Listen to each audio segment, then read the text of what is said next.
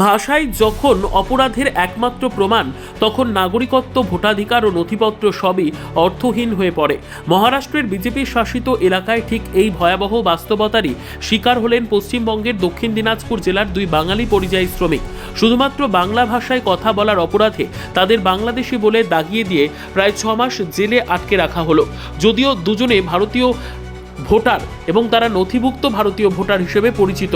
বালুরঘাট ব্লকের লক্ষ্মীপুর গ্রামের বাসিন্দা অসিত সরকার, বয়স 54, এবং গঙ্গারামপুর ব্লকের পুলিন্দা গ্রামের গৌতম বর্মন, বয়স 42, চলতি বছরের এপ্রিল মাসে মুম্বাই সংলগ্ন ভিওয়ান্ডিতে গ্রেপ্তার হন। অভিযোগ, ভাষাগত প্রোফাইলিংয়ের ভিত্তিতে মহারাষ্ট্র পুলিশ তাদের বিরুদ্ধে বিদেশি আইন প্রয়োগ করে এবং অবৈধ অনুপ্রবেশকারী হিসেবে অভিযুক্ত করে। একমাত্র কারণ, তারা বাংলা ভাষায় কথা বলতেন। পরবর্তী 6 মাস ধরে থানে জেলে বন্দী অবস্থায় চরম দুর্ভোগের মধ্যে কাটে তাদের দিন। এদিকে পরিবারগুলি একের পর এক প্রশাসনিক দপ্তরের দ্বারে দ্বারে ঘুরেও কোনো সুরাহা পাননি। নাগরিকত্বের প্রমাণ থাকা সত্ত্বেও শুধুমাত্র ভাষার ভিত্তিতে কারাবাস। এই ঘটনা আবারও প্রশ্ন তুলে দিল ভারতীয় গণতন্ত্রে নাগরিক অধিকারের বাস্তব নিরাপত্তা নিয়ে। পরিবারগুলির দাবি, তারা কেন্দ্রীয় মন্ত্রী ও স্থানীয় সাংসদ ডাক্তার সুকান্ত মজুমদারের কাছেও বারবার সাহায্যের আবেদন জানান, কিন্তু অভিযোগ, সাংসদের তরফে কোনো সাড়া মেলেনি। শেষ পর্যন্ত তৃণমূল কংগ্রেসের হস্তক্ষেপে আইনি লড়াইয়ের পথ খুলে যায়। রাজ্যসভার সাংসদ তথা পশ্চিমবঙ্গ পরিযায়ী শ্রমিক কল্যাণ পর্ষদের চেয়ারম্যান শামিরুল ইসলাম সহ দলের শীর্ষ নেতৃত্ব বিষয়টিতে সক্রিয় হন।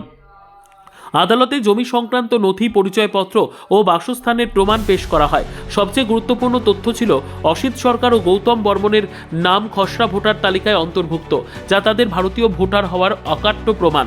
সব তথ্য খতিয়ে দেখে চলতি বছরের নভেম্বর মাসে আদালত তাদের অন্তর্বর্তী জামিন মঞ্জুর করে। শনিবার দুই শ্রমিককে মহারাষ্ট্র থেকে কলকাতায় ফিরিয়ে আনা হয়। রবিবার সন্ধ্যায় তারা তৃণমূল কংগ্রেসের সর্বভারতীয় সাধারণ সম্পাদক অভিষেক বন্দ্যোপাধ্যায়ের সঙ্গে সাক্ষাৎ করেন। তিনি তাদের পূর্ণ আইনি ও প্রাতিষ্ঠানিক সহায়তার আশ্বাস দেন। দীর্ঘ 6 মাসের অন্যায় কারাবাসের পর নিজ রাজ্যে ফিরে স্বস্তির নিঃশ্বাস ফেলেন দুই শ্রমিক।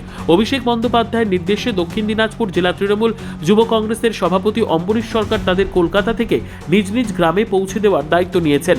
দুটো ব্যাপার এখানে, যে পশ্চিমবঙ্গ তথা পশ্চিমবঙ্গের বাইরের রাজ্যের যে কোনো লোক বাংলা ভাষায় কথা বলার অপরাধে আমরা দেখেছি বিগত কিছুদিন যাবৎ তাদের উপর নানা রকমের অত্যাচার করছে। শেষ পর্যন্ত ভারতবর্ষের যে বৈদেশিক আইন আছে, আমাদের এই জেলার দুইজনকে বৈদেশিক আইনে কোর্টে পাঠানো হয়েছিল। তাদের যে আইনি সাহায্য তৃণমূল কংগ্রেসের তরফ থেকে গেছে। তৃণমূল কংগ্রেস বাংলার মানুষের পাশে, কে কোন দল করে সেটা নয়, আমাদের সেনাপতি অভিষেক বন্দ্যোপাধ্যায়ের নির্দেশে আইনি সাহায্যের মাধ্যমে তারা মুক্তি পেয়েছেন জেল থেকে। সে কারণে অভিষেক বন্দ্যোপাধ্যায় তাদের সঙ্গে দেখা করেছেন বা তাদেরকে আশ্বাস দিয়েছেন, সব রকম সহযোগিতার আশ্বাস দিয়েছেন। আর এক্ষেত্রে বিজেপি মুখে কুলু পেতে দিয়েছেন। আমাদের এখানে মাননীয় সাংসদ, তিনি বাংলার সাংসদ, এই জেলার সাংসদ, বালুরঘাট লোকসভার সাংসদ হওয়া সত্ত্বেও, বালুরঘাটের এই জেলায় দক্ষিণ দিনাজপুর জেলার মানুষ হওয়া সত্ত্বেও তাদের পাশে আইনি সাহায্য দূরের কথা, তাদের পাশে দাঁড়াবার কথাও চিন্তা করেনি। এতেই বোঝা যায় যে বাংলা ভাষায় কথা বলার মানুষের পাশে বিজেপি নেই, বাংলার পাশে বিজেপি নেই। দেখুন, যারা বাঙালি পরিযায়ী শ্রমিক ভারতবর্ষের বিভিন্ন প্রান্তে আছে বা ছিল, এরকম সংখ্যা কোটি না, লক্ষ না, কয়েক কোটি। পশ্চিমবাংলা যেহেতু কাজ নেই, বাইরে কাজ করতে গিয়েছে। এর আগে তৃণমূল একটা ন্যারেটিভ তৈরি করার চেষ্টা করেছে বরাবরই, যে বাইরে নাকি বাঙালিদের ওপর অত্যাচার হয়, এরকম একটা ন্যারেটিভ। এটা ওদের পার্টির এজেন্ডা এবং ইলেকশনের একটা এজেন্ডা। তো ওরা এরকম কিছু খুঁজে পায় না যখন, তখন বিভিন্ন একটা ইস্যুকে সামনে রেখে যাদের নাম বলা হচ্ছে, এরকম শয়ে শয়ে লোককে আমরা যখন বিভিন্নভাবে বিভ্রান্ত করা হচ্ছিল, সেই সময় লোকগুলোকে আনার এই ব্যবস্থা আমরা করেছি। এই যে যাদের নাম বলা হচ্ছে তাদের পক্ষ থেকেও আমাদের হয়তো সেইভাবে যোগাযোগ করে আনার কথা আমরা বলেছি বা চেষ্টা করেছি।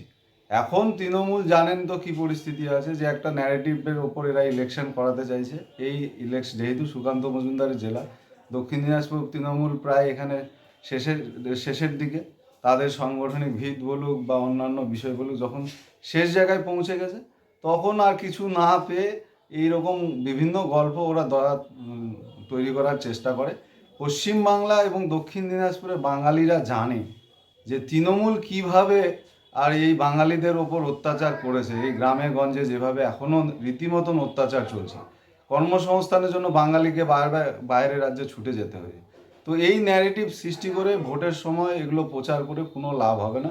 ভারতীয় জনতা পার্টি জনগণের সঙ্গে আছে, বাঙালিদের সঙ্গে ছিল, আছে, থাকবে, এবং এই 2026 সালে দক্ষিণ দিনাজপুর এবং পশ্চিমবঙ্গ থেকে তৃণমূল বিদায় নেবে, এটা নিশ্চিত হয়ে গেছে। তো এগুলো কোনো বিষয় নয়, এগুলো বিক্ষিপ্ত ঘটনাকে ওরা একটা মাইলেজ তৈরি করার চেষ্টা করছে। ব্যুরো রিপোর্ট, উত্তর বাংলা সংবাদ।